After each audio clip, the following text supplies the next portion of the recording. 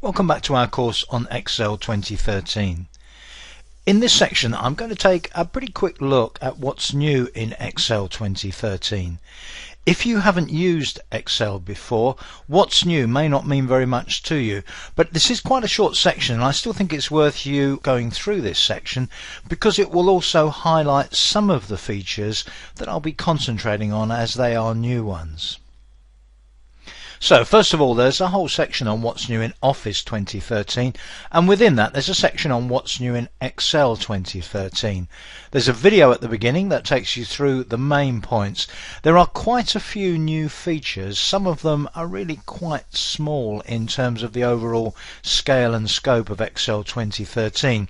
And to be fair, some of them are quite advanced topics, which you'd really need to look at our advanced course to be able to see the impact of. But what I'm going to do here is just go through the main ones that will affect us on this course. And I suggest you go through what's new in Excel 2013 on the Microsoft website, particularly if you've used Excel before. And there you can get links to some of the changes in more detail.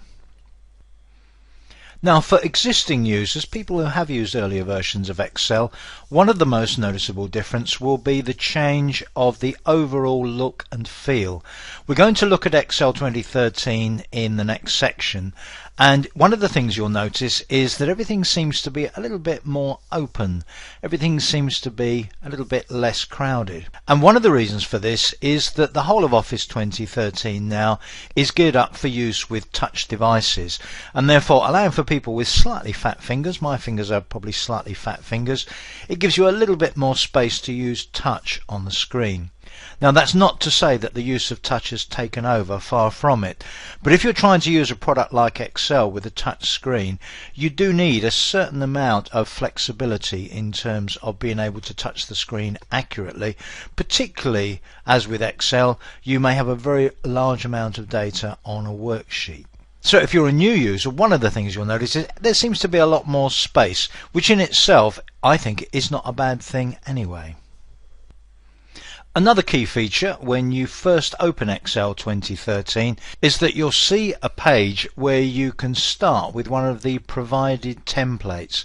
And with Excel 2013, templates do most of the setup and design work for you. Now, if you're creating a spreadsheet for a common type of application, there's a good chance that Excel 2013 will include a template that you can start to work from.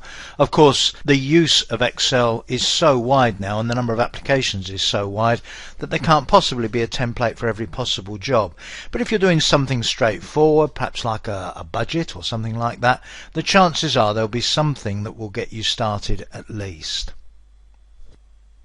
Now, the next two or three topics that are new in Excel 2013 are, first of all, Quick Analysis tool, which enables you to do pretty much instant data analysis on a set of data.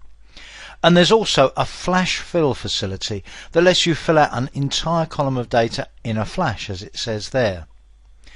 There is also what I think is really quite a significant new tool, which is a chart recommendations tool. Now, if you're familiar with Excel, you'll know that a lot of its strength is in its ability to draw very sophisticated charts. And there are so many types of chart and they can be customized to such a high level that sometimes it's difficult to work out which chart is the best one to use in your situation. Well, Excel 2013 includes a facility now to recommend a chart, and this is one of the tools that we will be looking at on this course. Now, to be fair, a lot of the other changes in Excel 2013 also relate to charting, and some of them are really quite advanced features to do with pivot tables and charts, slicers and the like.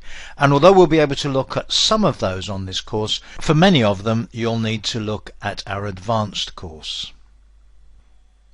Now, if you've used Excel before, you'll know that you quite often finish up in a situation where you're working on 2 or even more workbooks at the same time. If that's the case, in Excel 2013, it's worth noting that each workbook has its own window.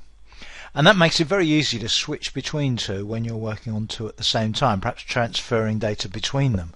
But it also makes things a lot easier when you're using two monitors, which of course nowadays is an increasingly popular way of working. I mentioned just now that one of the strengths of Excel is its charting capabilities. Another of its strengths is the calculation facilities provided by the range of Excel functions that are available. Well, in Excel 2013 there are many new functions related to math, trigonometry, statistics, engineering, lookup, references, many new functions, and other calculation facilities that we'll touch on later on in the course. Now, increasingly people are storing data online. You may well be aware of SkyDrive. You may already have a free SkyDrive set up, and your organization, your company, may use Office 365. Well, there are various ways that you can save and share files online in Excel 2013.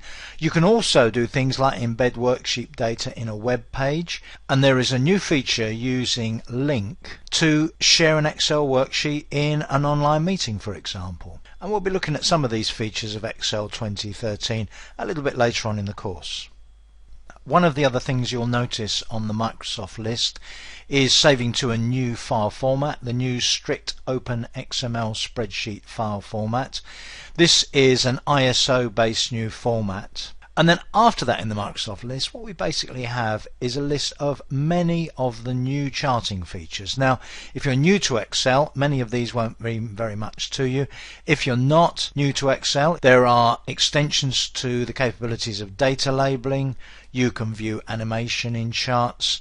You've also got improvements to pivot tables, slicers, and so on. Now, I'm not going to go through all of these charting facilities now. Some of these we're going to come up with later on. But then once we get to the end of the extensions to the charting facilities, there are also some new what are called Inquire add-in facilities, which help you to analyze and review your workbooks to look for any design issues, any functional issues, any broken links, that kind of thing. So the list is actually quite a long list. Many of them are quite small and quite esoteric features, but quite important. But 2 or 3 of them are really very significant. So I hope you found that quick run through of the new features useful, and in the next section we're going to quickly look at what to be aware of if you're using a touch device. So please join me for that.